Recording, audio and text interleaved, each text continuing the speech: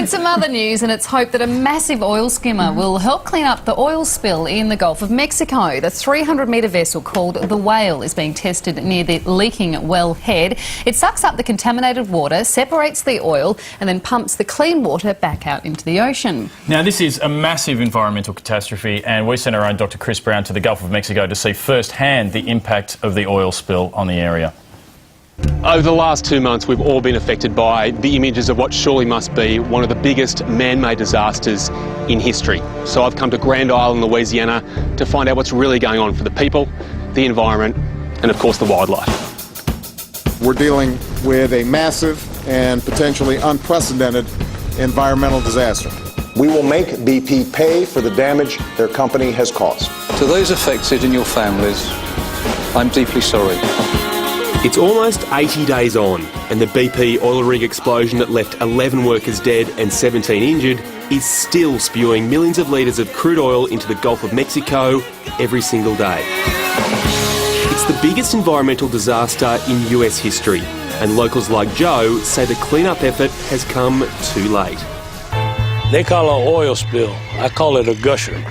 It's not spilling out of the Gulf, it's gushing up from the bottom. And the booms they got around here, too little, too late. The oil's there.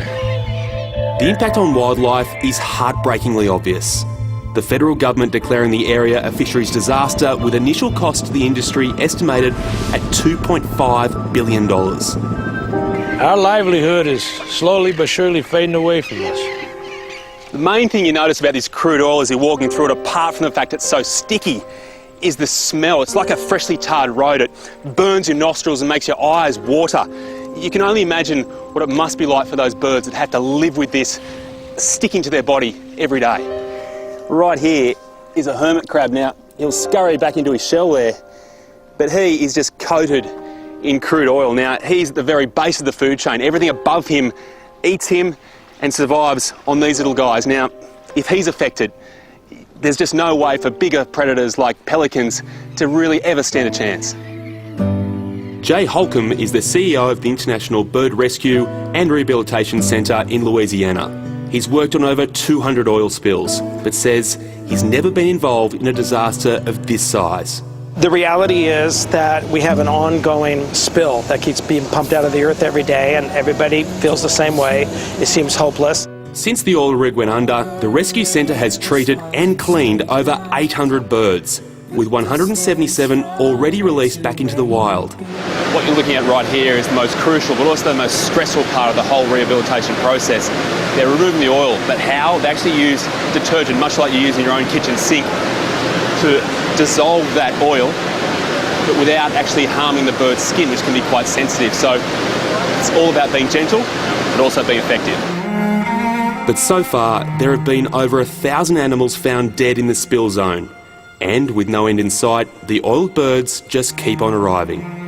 It's always tough, and I've had my moments, especially when they first started coming in mass and they were really oiled, because not so much that I'm crying over the birds I see, because I know they have a chance here, because I know what's happening out there, and I know the potential of the catastrophic impact it could have.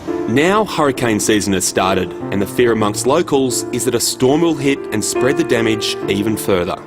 I think we're winning with the pelicans to a certain extent. Now, it depends on what happens with the oil, about what that does to the environment. The biggest fear is a hurricane for me. We get a major hurricane, island's gone. BP can't clean that up. BP don't have enough money to clean it up. At least from a hurricane, we can rebuild.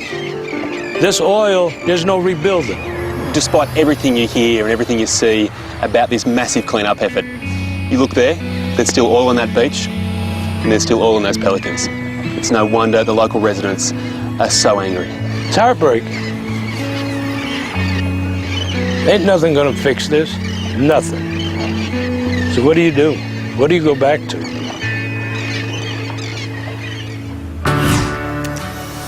Wow. Dr. Chris, welcome back to the project. That's an amazing story. The magnitude of it really blows you away. Can this ecosystem ever recover? Yeah, you certainly hope so. You saw a bit of a snapshot of it there. This area is incredibly rich. I mean, you saw the pelicans, but everywhere you looked there was a dolphin, shrimp, fish were jumping out of the water. It's a beautiful place.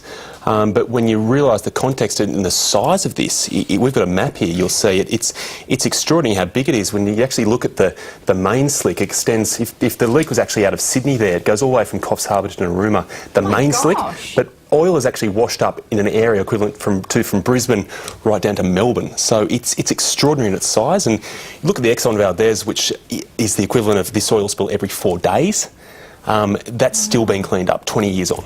And what about the pelicans we saw in there? Like, when they get released, what happens to them then? Where do they get released? Well, they actually go from the Bird Rescue Centre via plane.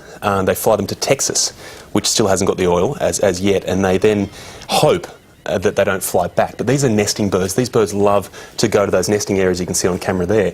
And the worry is they're going to go straight back there and get covered in the oil again and need cleaning again. It is awful to see the oil on the pelicans. I love pelicans. They're great birds. It's interesting, though, that they're one of the few birds that can actually handle this. So if there's any silver lining to it, there's only 2 birds, a pelican and a penguin, that could handle this level of stress that these birds are going through. So they're lucky in some respects it's actually a pelican. Now, you've got a little jar. Is that the oil you brought back? So that's some oil I brought back here. Now, probably the thing you notice the most, if you smell that, is how overpowering it is. So when you arrive in the Gulf, I arrived at night, so I couldn't see the oil, but you get out of the car and you can smell it.